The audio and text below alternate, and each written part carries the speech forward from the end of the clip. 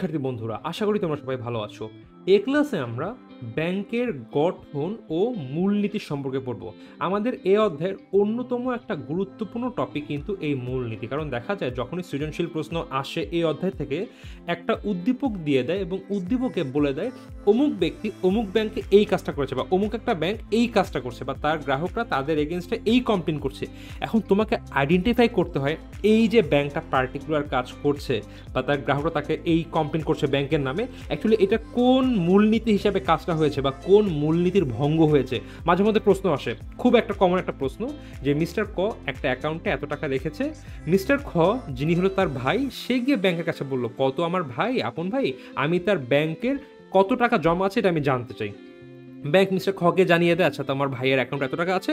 তারপর ক এটা পজিটিভলি নেয় না, একটু ব্যাংকের প্রতি রাগ হয় যে কেন আমার তথ্য দিয়ে দেওয়া হলো। সো এইটা কেন ব্যাংক করলো বা এখানে কোন মূলনীতির ভঙ্গ হলো, এই টাইপের প্রশ্ন তোমরা এখন একটু পরে পড়বা কোন কোন মূলনীতি কি এরকম বুঝতে পারবে। যখন একটা গোপনীয়তার নীতি আছে যে গ্রাহকের অ্যাকাউন্টের তথ্য গোপন রাখতে হবে, এই টাইপের কোন কোন মূলনীতি আছে বা কি এই জায়গা থেকে আমাদের সৃজনশীলের প্রশ্ন আসে।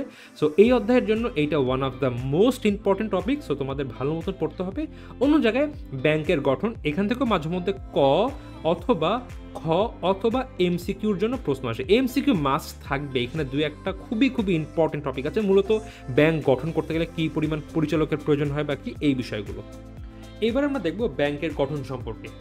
কেন্দ্রীয় ব্যাংকের আইন অনুযায়ী, আচ্ছা কেন্দ্রীয় ব্যাংক বলতে কিন্তু পৃথিবীর যে কোনো দেশের কেন্দ্রীয় ব্যাংককে বোঝাতে পারে, বাট আমরা এখন যে দুই একটা ব্যাপার সম্পর্কে জানবো, এইটা আমরা জানবো ছিল বাংলাদেশের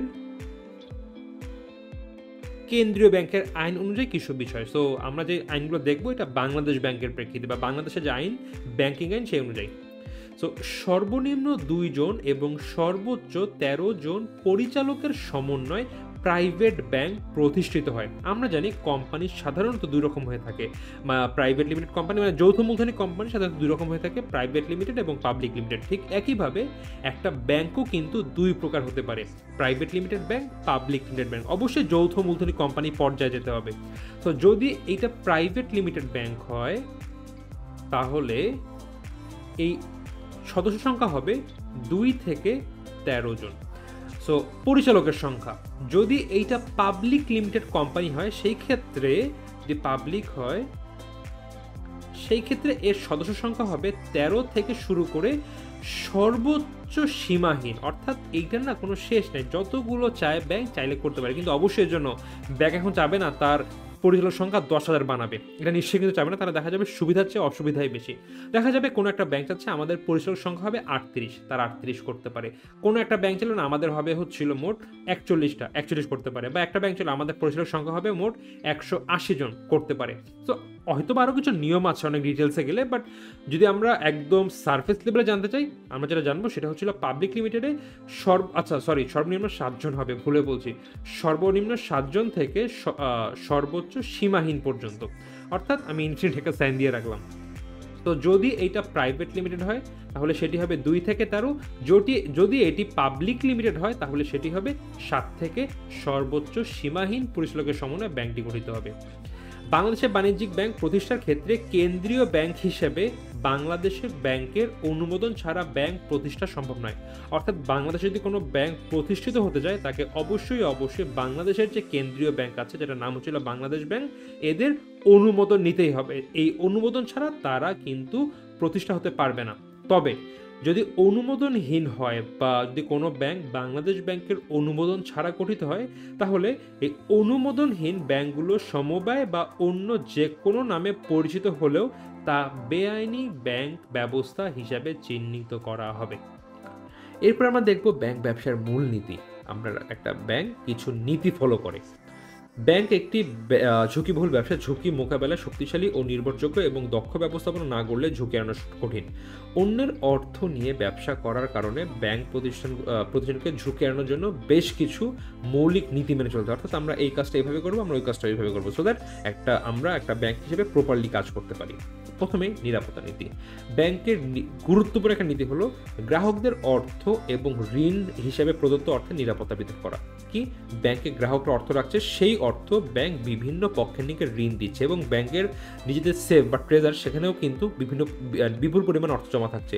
সবগুলো যেন নিরাপদে থাকে, এইটা ব্যাংকের কিন্তু অবশ্যই দেখতে হয় এবং এটি একটি গুরুত্বপূর্ণ নীতি। মুনাফার নীতি।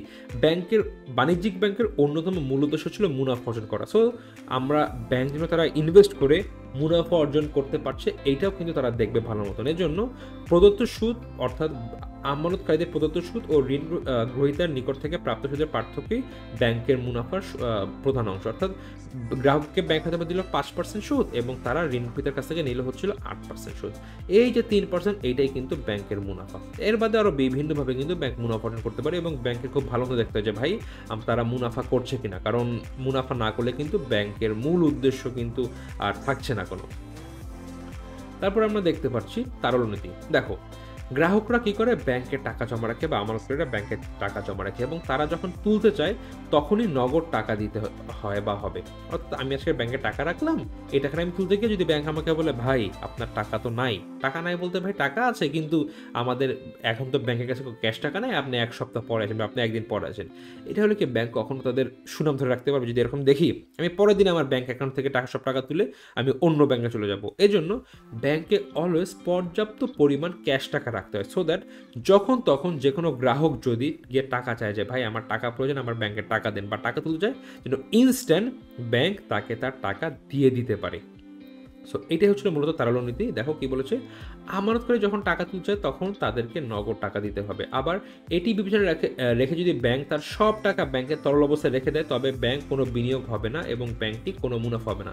এখন আমি চিন্তা করলাম আমার গ্রাহক আছে, সব গ্রাহকের সব টাকা আমি রেখে দিব, তাহলে কি ব্যাংকের কোনো লাভ হবে? তারা তো উল্টো লস করবে, কারণ তারা ইনভেস্টমেন্ট করছে না, লাভ করছে পারছে না। সুতরাং সার্থক ব্যাংক ব্যবসা মানে হলো সঠিক তারল্য নীতি, যেখানে অতিরিক্ত তারল্য থাকবে না আবার তারল্য সংকট থাকবে না। অর্থাৎ প্রপারলি একটা নির্দিষ্ট বা একটা মিড লেভেলের ক্যাশ টাকা থাকবে যে ভাই আমাদের টাকা যে পরিমাণ আছে আমরা সেই পরিমাণ টাকা দিয়ে বিনিয়োগ করতে পারছি, আবার হচ্ছিল আমাদের যে আমানতকারী ওদের আমরা কিন্তু যে অর্থের যে চাহিদা বা অর্থ প্রয়োজনীয়তা তাদেরকে আমরা তাদের অর্থ কিন্তু ফেরত দিতে পারছি।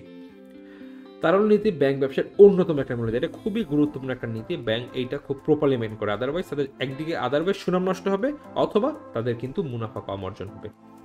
প্রাচুর্য ও সচ্ছলতা নীতি। ব্যাংকিং কার্যক্রম সুষ্ঠুভাবে পরিচালনার জন্য আর্থিক সচ্ছলতা প্রয়োজন। আর্থিক সচ্ছলতার অভাবে একটি ব্যাংক দিলিয়া হতে পারে, তাই আর্থিক সচ্ছলতা বা প্রাচুর্য ব্যাংকের একটা অন্যতম নীতি। ভাই এটা তো আমরা ক্যাশ টাকা দেখলাম, এর বাইরেও ব্যাংকের কিন্তু পর্যাপ্ত পরিমাণ টাকা বা ক্যাপিটাল প্রয়োজন, আদারওয়াইজ তারা দেউলিয়া হতে পারে বা তারা কিন্তু প্রপারলি ব্যাংক চালাতে পারবে না। দক্ষতা নীতি। খুব সহজভাবে বলতে গেলে ব্যাংকের প্রত্যেকটা পক্ষকে খুব ব্যাপকভাবে দক্ষ হতে হবে, আদারওয়াইজ কিন্তু তারা যেভাবে মুনাফা অর্জনে ব্যর্থ হবে ঠিক একইভাবে তাদের কিন্তু সুনাম অক্ষুণ্ণ হবে। সো ব্যাংকের প্রতিষ্ঠানে ব্যবস্থাপনায় বোর্ড কর্মকর্তা এটা কাটা হবে। বোর্ড কর্মচারীদের দক্ষতা ব্যাংকের সাফল্য অনেক অংশে নির্ভর করে, খুব স্বাভাবিক। যত ভালো দক্ষ কাজ করবে তত ভালো কিন্তু মুনাফা অর্জন হবে এবং সুনাম থাকবে। সেবা নীতি। ব্যাংক গ্রাহকদের বহুবিধ সেবা প্রদান করা ব্যাংকের একটি অন্যতম দায়িত্ব। গ্রাহকদের পর্যাপ্ত বহুমুখী সুযোগ সুবিধা প্রদানের মাধ্যমে ব্যাংকের উন্নতি সম্ভব। যখন আমি গ্রাহককে বেশি বেশি সুবিধা দিব আমার উন্নতি হবে, আরও বেশি বেশি গ্রাহক আমাদের এসে অ্যাকাউন্ট খুলবে এবং আমাদের ব্যাংকের কিন্তু আলটিমেটলি মুনাফা বেশি অর্জন হবে। সো আলটিমেটলি ব্যাংকের সেবা যত বেশি সম্ভব তত বেশি সেবা প্রদান করতে হবে। কিন্তু প্রচার নীতি। উপযুক্ত বোধগম্য ও আকর্ষণীয় প্রচারের মাধ্যমে ব্যাংকের প্রচার সম্ভব। যদি ব্যাংক আজকে প্রচার না করে আমি জানতে পারবো না যে ভাই একটা নতুন ব্যাংক চালু হয়েছে অথবা ব্যাংকের নতুন সেবা চালু হয়েছে। ব্যাংকের কিন্তু পর্যাপ্ত পরিমাণ মার্কেটিং করা লাগবে। গোপনীয়তার নীতি। ব্যাংকের মক্কেলদের আস্থা অর্জনের একটি উপায় হলো তাদের হিসাবের গোপনীয়তা রক্ষা করা, তাই গোপনীয়তা রক্ষা করা ব্যাংকের একটি অন্যতম নীতি। দেখো আজকে আমার অ্যাকাউন্টে ধরে নেই মোট 15,000 টাকা আছে এবং কালকে আমার এক বন্ধু আমার ছোট ভাই গিয়ে বললো আচ্ছা আজ যেমন উনি আমার বড় ভাই দেখেন তো ওনার ব্যাংকে কত টাকা আছে, ব্যাংক বলে দিল ওনার অ্যাকাউন্টে এত টাকা আছে, উনি গত এক মাসে এই পরিমাণ টাকা ভিতরে নিয়েছেন, আবার এত টাকা পরিমাণ সে ক্যাশ আউট উইথড্র করেছেন। এগুলো থাকলে কিন্তু আমার যে গোপনীয়তা সেটা কিন্তু ক্ষুণ্ণ হচ্ছে এবং এটার ফলে কিন্তু ব্যাংকের প্রতি আমার আস্থা হন্য হবে বা আস্থা নাই হবে। এর জন্য ব্যাংক গোপনীয়তা নীতি ফলো করে এবং যেখানে ব্যাংকের গ্রাহক বাদে অন্য কাউকে সেই পার্টিকুলার অ্যাকাউন্টে কোনো তথ্য দেওয়া হয় না বা প্রদান করা হয় না। সুনামের নীতি, উন্নত ব্যবস্থাপনা, দক্ষ পরিচালনা, গোপনীয়তা নীতি ও সেবামূলক কাজের মাধ্যমে ব্যাংকের সুনাম সৃষ্টি করে এবং এটি ব্যাংকের অন্যতম মূল নীতি। যেটা বললাম যে এই কাজগুলোর মাধ্যমে কিন্তু ব্যাংক তার সুনাম অর্জন করে, এবং সুনাম অর্জনের ফলে কি হয়, একটা 5 জন গ্রাহক যদি গিয়ে দেখে যে ভালো কাজ করছে, তারা অন্য 5 জনকে গিয়ে বলবে, সুনাম পারলো কিন্তু যে আচ্ছা ওই ব্যাংকটা ভালো খুবই করছে। তো কি হবে, এই 5 জন গিয়ে কিন্তু ব্যাংকে অ্যাকাউন্ট খুলবে, তার মাধ্যমে আবার দেখা যাবে আরও এক্সট্রা মানুষের। এভাবে সুনামের ফলেও কিন্তু গ্রাহকের সংখ্যা বৃদ্ধি পায় এবং গ্রাহক কিন্তু ব্যাংকের সাথে বেশি পরিমাণ লেনদেন করে। এর ফলে আলটিমেটলি ব্যাংকের কিন্তু মুনাফা অর্জন হয়। বিনিয়োগের নীতি, বিনিয়োগের শর্তসমূহ যে নীতি অনুসরণ করে তাই বিনিয়োগের নীতি। বিনিয়োগের আকার, মেয়াদ, সুদের হার ইত্যাদি। অর্থাৎ একটা ব্যাংক কিন্তু কখনোই তার অর্থ নিয়ে ফেলে রাখে না, রেদার তারা সেটা বিনিয়োগ করে অধিক মুনাফা অর্জনের চেষ্টা করে। সো এর জন্য বিভিন্ন রকম নীতি থাকে, ব্যাংক টু ব্যাংক ভ্যারি করে, এবং সেগুলো কিন্তু মানা প্রয়োজন হয়। উন্নয়নের নীতি এবং উদ্দেশ্যের নীতি। সো মুনাফা অর্জনের পাশাপাশি দেশের অর্থনৈতিক উন্নয়নের সহযোগিতা করাও কিন্তু ব্যাংকের একটি গুরুত্বপূর্ণ নীতি। আমরা কিন্তু একটু আগে দেখেছিলাম ব্যাংকের উদ্দেশ্যের ক্ষেত্রে যে কিভাবে তারা উন্নয়ন করে। এবং উদ্দেশ্যের নীতি, ঋণ প্রদানের পূর্বে ব্যাংকের প্রস্তাবিত প্রকল্পের উৎপাদনশীলতা ও লাভজনকতা বিবেচনা করা হয়। এ ব্যাপারে অনুৎপাদনশীল এবং অনিশ্চিত ক্ষেত্রে ঋণ প্রত্যাখ্যান করে ব্যাংকের একটি উল্লেখযোগ্য নীতি। দেখো, আজকে আমিও গেলাম ঋণ নিতে, আমি ধরে নিলাম এ, আর তুমিও গেলা ঋণ নিতে বি।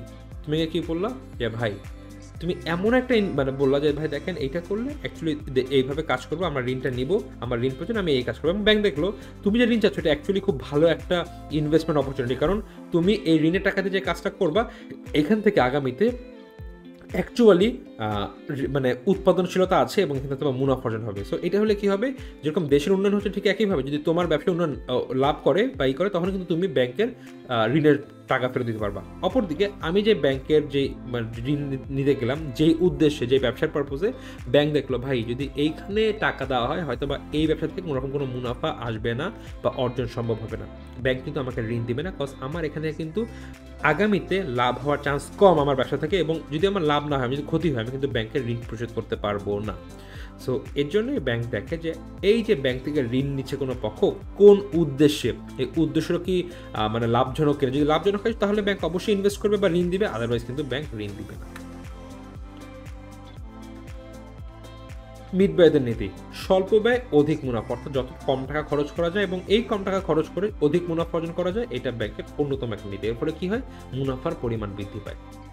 সততা ও বিশ্বস্ততা নীতি, দক্ষ ব্যাংক ব্যবসার ভবিষ্যৎ হলো ব্যাংকের উপর গ্রাহকদের আস্থা।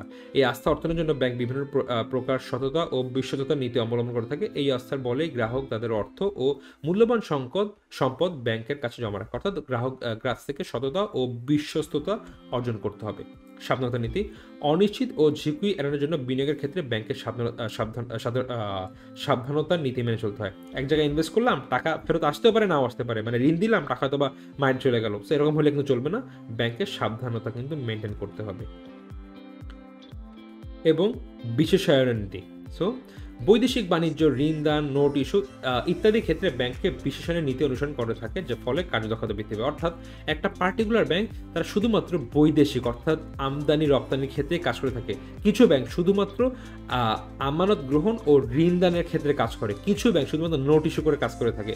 সো একটা পার্টিকুলার ব্যাংক যখন একটা পার্টিকুলার ক্ষেত্র নিয়ে কাজ করবে, তখন কিন্তু তারা ওই পার্টিকুলার ক্ষেত্রে অধিক দক্ষতা বৃদ্ধি পাবে বা দক্ষতার সাথে কাজ করতে পারবে। তো এটাকে বলা হচ্ছে বিশেষায়নের নীতি, যে পার্টিকুলার কোনো ক্ষেত্রে বিশেষভাবে যে দক্ষতা প্রদান করা হয় বা কাজ করা হয়, এটাই কিন্তু আলটিমেটলি বিশেষায়নের নীতি। অর্থাৎ আমি যখন একটা পার্টিকুলার ক্ষেত্রে বেশি ফোকাস করব, ফলে ওই পার্টিকুলার ক্ষেত্রে আমরা অন্য ব্যাংকের থেকে অধিক ভালো এবং অধিক দক্ষতার সাথে সেবা প্রদান করতে পারবো। অবশ্য বর্তমানে যেটা দেখা যায়, বেশিরভাগ ব্যাংকিং কিন্তু সব প্রকার কাজই করে থাকে, কারণ এখন অ্যাকচুয়ালি ব্যাংক অনেক মানুষকে মানে কি বলবো নিয়োগ করে থাকে, এবং কিছু একটা ব্যাংক বিভিন্ন গ্রুপ করে যায়, ভাই তোমরা বৈদেশিক লেনদেন দেখবা, তোমরা ঋণদান দেখবা, তোমরা আমানত সংগ্রহ দেখবা, তোমরা আমাদের মার্কেটিং দেখবা, এরকম বিভিন্ন ভাগ করে দেয়, এবং আলটিমেটলি একটা ব্যাংক সবগুলো পক্ষই কিন্তু সব ধরনের কাজ করে থাকে। সো বন্ধুরা, এই ছিল ব্যাংক ব্যবসার নীতি, যেটা একটা পার্টিকুলার ব্যাংক ফলো করে থাকে এবং যেগুলো কিন্তু তাদের সুষ্ঠুভাবে পরিচালনায় বিভিন্ন মানে ব্যাপকভাবে সহায়তা করে থাকে। বন্ধুরা, এই ক্লাসে এ পর্যন্তই, দেখা হবে পরবর্তী ক্লাসে।